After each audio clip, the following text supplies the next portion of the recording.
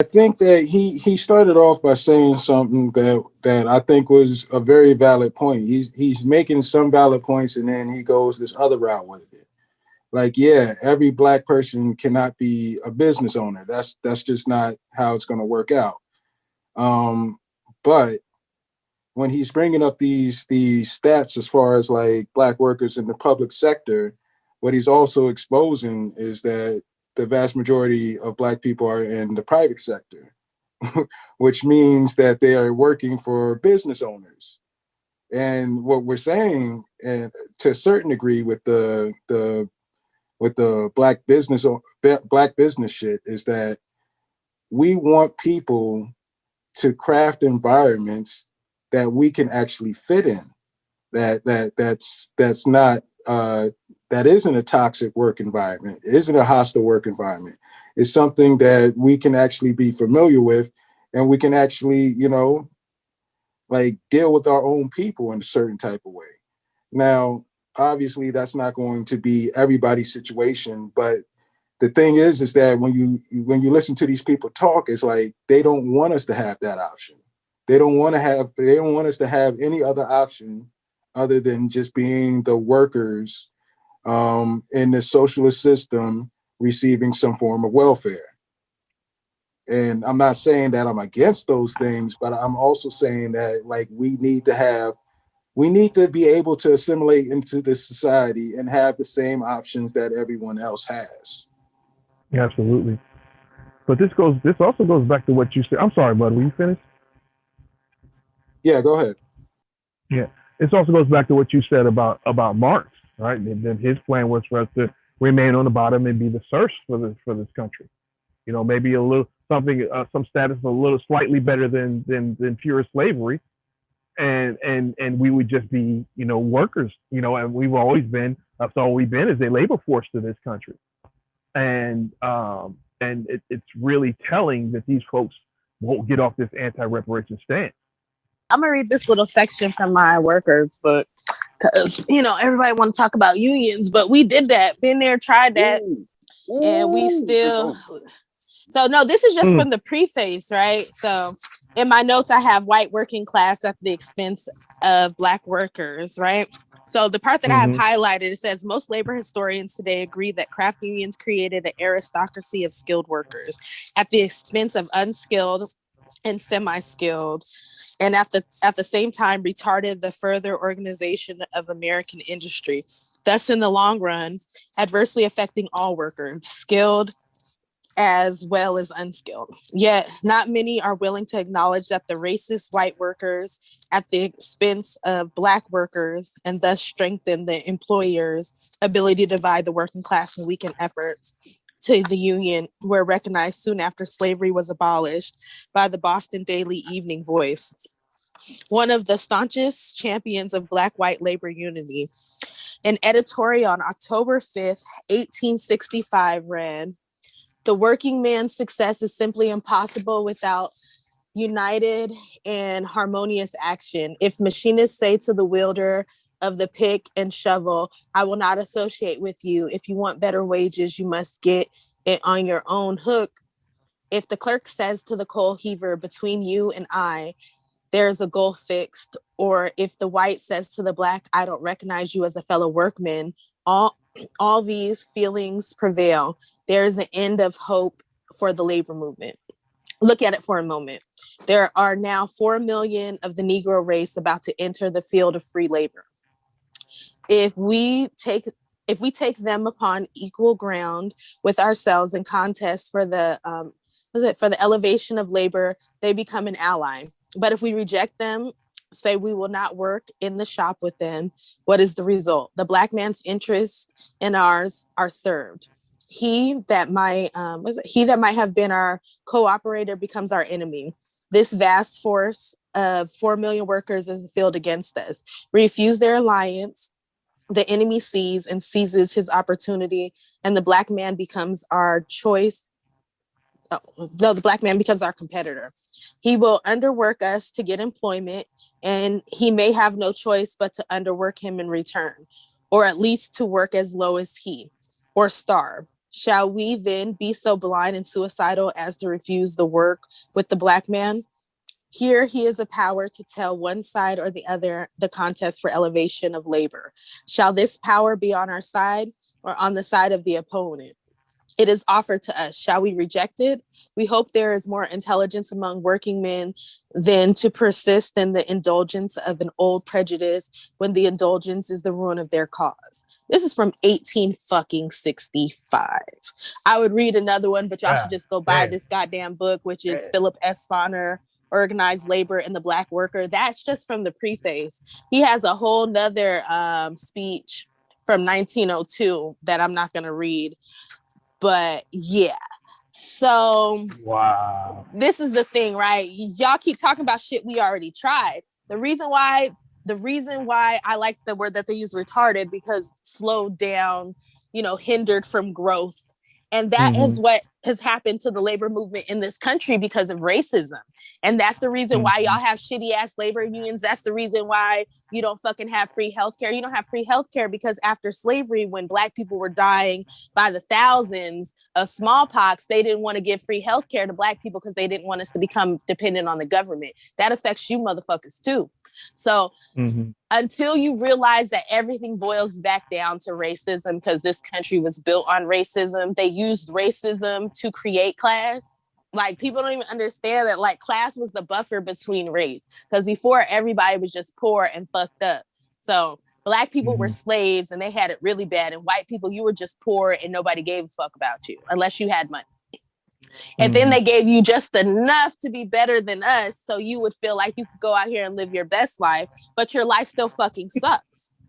And that's where we are now. But like I said, that's from 1865. That's the same shit people be saying now. We all need to come together. If we just well, go get your people. Because we always want to be on some we are the world shit, and we always end up being fucked. So if you want Black people to keep carrying your water, you better fucking bring us some Kool-Aid and some sugar, goddammit, because we tired. Yeah. And this reminds me that study that came out from Southern Spaces about the beginning of the origin of that chicken plant raid, the chicken plant raids and ice raids in Mississippi early in Trump's administration.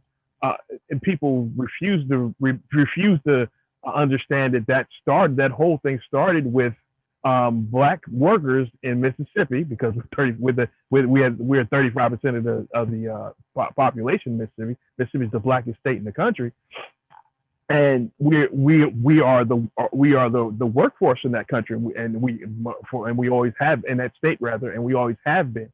And when those chicken plants, those Black folks in those chicken plants wanted to unionize, and unions were courting them to unionize.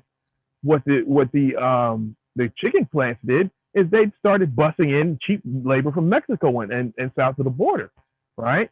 So, and what did the unions do?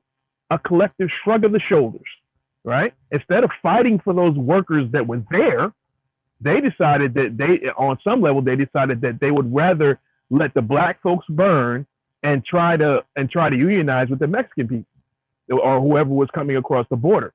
That to me is you allowed your union movement the ability to get a toehold, unions to get a toehold in the blackest, most backward state in the country.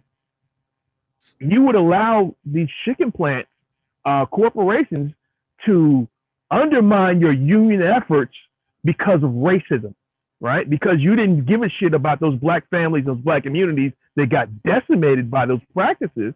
You would rather unionize with the replacement force and drive down and help corporations drive down the cost of labor and inhibit the growth of unions and support human trafficking.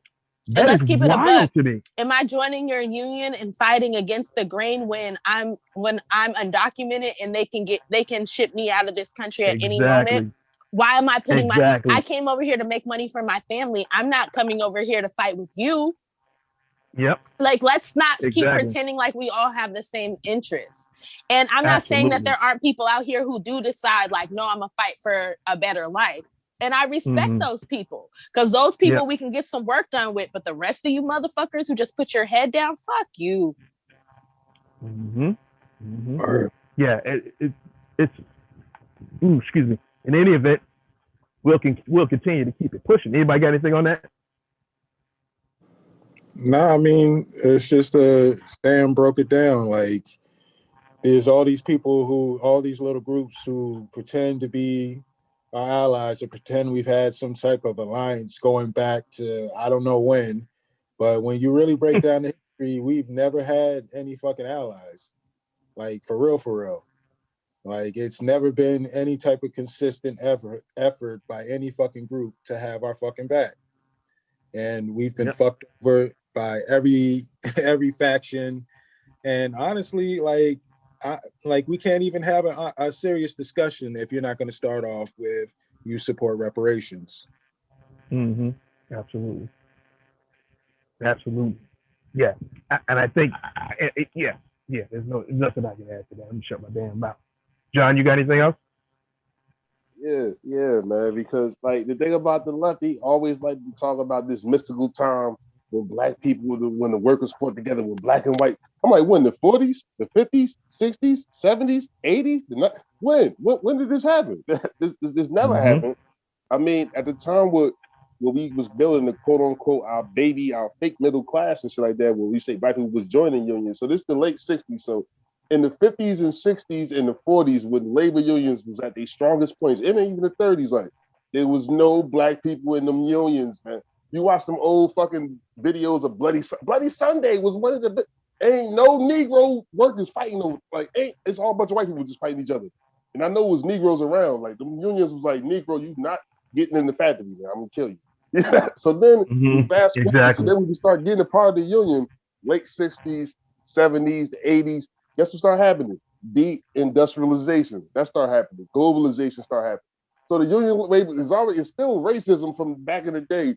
Then so it's not like, what are you talking about? Like, you know what I mean? They like talking about, remember them black workers on the train. But it's that black workers on the train, they the union, and to serve white people, they had a union and shit. FDR like that. They're like, what? Like, what do you think? This is what? This is top of Jim Crow. Like, what? So like, and they pretend like we didn't have to make black unions because they wouldn't let us into their white ones. Keep going, John. No, that's basically what I'm saying. It's like, yo, of course we want to be in labor unions. Of course, like Mud said, that's some real shit. Like, everybody, we know that everybody can't be a business owner. We just want to work in the space where we can be ourselves. Like, white people could be. I mean, of course, it's still a worker boss relationship. You know what I mean? Like, but it's a certain type of freedom that you have. Like, when you black and you working with white people, like, I can't just talk like I can't be me for real.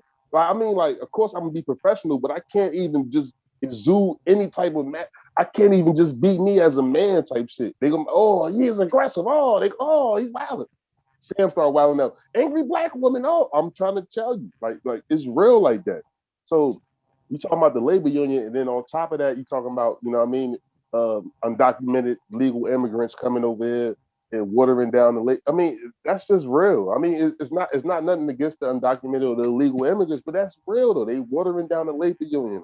They watering down the labor movement. Like, you know what I'm saying? Like, how, and MG got some real shit you said, like how you shift your focus from the poor black people that finally start getting a piece of something. You like, nah, you about to align with them, these new people. You know, these new people that got the baggage of slavery or the Jim Crow. This is an easier fight. That's what it's an easier fight. This shit crazy, bro. This shit crazy. It's wild. You could have got them on human trafficking alone. You could have fried them unions. You bringing in legal labor and paying them, and all you had to do was bring in the federal forces and say, hey, we're either you're going to unionize or we're going to break your back and we're going to take you to court until everybody's out of money. But black folks would have benefited, therefore I cannot help you. You know, that's the wild shit to me. Listening to Reset Race, you now tuned in to Reset Race. You're listening to Reset Race, you're now tuned in to Reset Race. Put them back on the grill again. We grilling them, put them back on the grill again. We grilling them, put them back on the grill again. We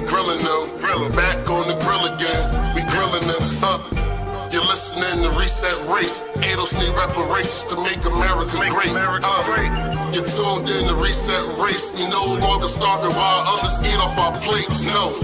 You're listening to Reset Race. We focused on our justice claim. We know what is at stake. You're tuned in to Reset Race. You'll find out who really about justice and really who fake. Lineage go back to U.S. Southern plantations. Penniers, Jim Crow, and mass incarceration. Redline and lynchings. We are old from this nation. You're not about justice if you ain't for reparations. MG the wise one, cousin mother intellectual. Samantha bringing fire, anti-black, we pressing you. No permanent friends and no permanent enemies. The backbone of the country, the win. You need our energy. You gon' see. Listening to Reset Race. You now tuned in to Reset Race. You're listening to Reset Race. You're now tuned in to Reset Race. Put them back on the grill again. We grilling them. Put them back on the grill again. We grilling them. Put them back on the grill again. We grilling them. Back on the grill again. We grilling them. You're listening to Reset Race. AXNE reparations to make America great. You're tuned in to Reset Race. We no longer starving while others eat off our plate. No. You're listening to Reset Race. We focused on our justice claim. We know what is at stake. You're tuned in to Reset Race. You'll find out who really about justice and really who fake. Until you do right by me, everything you think about is gonna crumble.